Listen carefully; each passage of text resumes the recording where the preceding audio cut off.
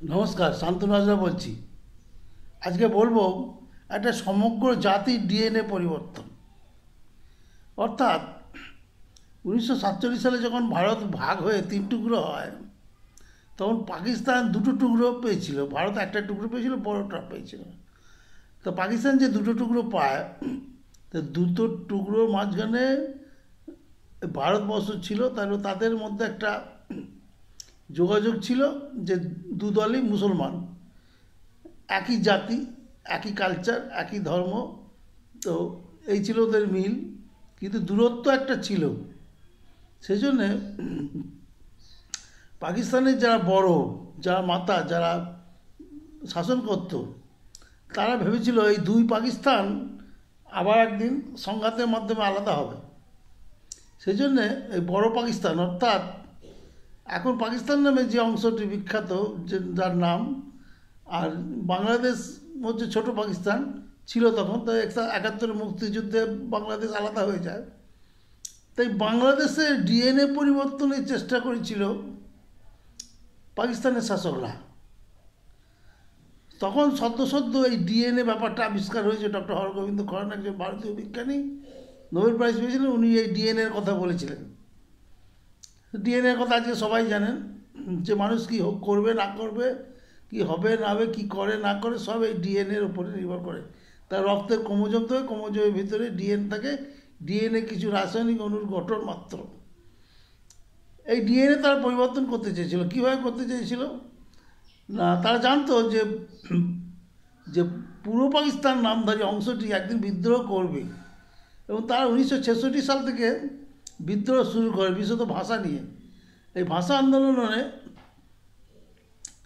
তারা অনেক কারাবরণ করে, অনেকে মৃত্যুবরণ করে, পূর্ব বাংলার লোকেরা বা পূর্ব পাকিস্তানের লোকেরা। তখন পাকিস্তানের নেতারা ঠিক করে যে এদের ডিএনএ পাল্টি দাও। কী করলো না, মেরে ড্যাশ ড্যাশ ফাটিয়ে দাও। এমন মারলো বাংলাদেশিদের, বিশেষত পূর্ব পাকিস্তানের লোকেদের, যে তারা এখন 200 বছর ওই ভাঙা মাজা নিয়ে চলছে। আর মেয়েদেরকে এত গণধর্ষণ, লক্ষ লক্ষ মহিলাকে তারা ধর্ষণ করে তাদের পেটে বেজন্মা ঢুকিয়ে দিল। অর্থাৎ খান সেনার বেজন্মা বাচ্চাগুলো তাদের পেটে বড় হতে লাগলো। তারপরে ওদের দেশ যখন স্বাধীন হলো, তারা হাতে পায়ে ধরে একটা সেফ কাস্টডি দিল। ওই যারা অত্যাচার করেছিল, তারা ভয়ঙ্কর অত্যাচার করেছিল। সেই অত্যাচারের নামদের বলা হতো রাজাকার। মানে খান সেনার অত্যাচার করেছিল, কিন্তু করিয়েছিল রাজাকার আলবদার এরা। তা রাজাকারদের যে নেতা ছিল, সর্বোচ্চ যারা নেতা ছিল, তারা যে কত মানুষকে খুন করেছিল, সে তাদের আজকে বাংলাদেশের কারাগার থেকে মুক্তি দেওয়া হচ্ছে। তারা সব ফাঁসির আসামি। তাদের কোনো কারণে, টেকনিক্যাল কারণে ফাঁসি তখন হয়নি।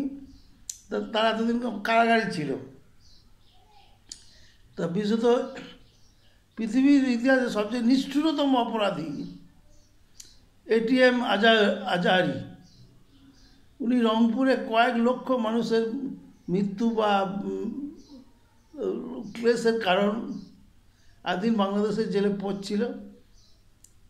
ইউনিশ সরকার তাকে সত্য পরশুদিন ছেড়ে দিয়েছে, এবং ছাড়া পেয়ে সে আবার সেই তার পুরনো জায়গায় ফেরত গেছে। এবং বয়সটা আপনারা হিসাব করে নিন, এবং গোলাপ ফুল দিয়ে তাকে সম্বর্ধনা জানানো হয়েছে। তা সে বোঝা যাচ্ছে যে তারা ডিএনএ পরিবর্তন করে দিয়েছে। ওই যে 27 লক্ষ মহিলার পেটে খান সেনাদের বাচ্চা থাকলো, ওই বাচ্চারা বড় হলো, তারা আবার যুবক যুবতী হলো, তারা আবার বিয়ে শাদী করে তাদের বাচ্চা হলো, এবং তারা সব খান সেনাদের ডিএনএ পেয়েছে। এবং খান সেনাদের ডিএনএ পেয়ে তারাও সেই খান সেনাদের মধ্যে ব্যবহার করতে লেগেছে। কেন না, এবারে ভারত বাংলাদেশের যে সিঁদুর অভিযান হলো ভারতের, সেই অভিযানে ভারত তো পাকিস্তানকে দিয়েছে, 2-4 গা দিয়েছে। তার জন্যে বাংলাদেশের মহিলারা কেঁদে আকুল, তার উপবাস করছে, তার রাস্তায় গিয়ে বুক চাপড়াচ্ছে। এবং বহু মহিলা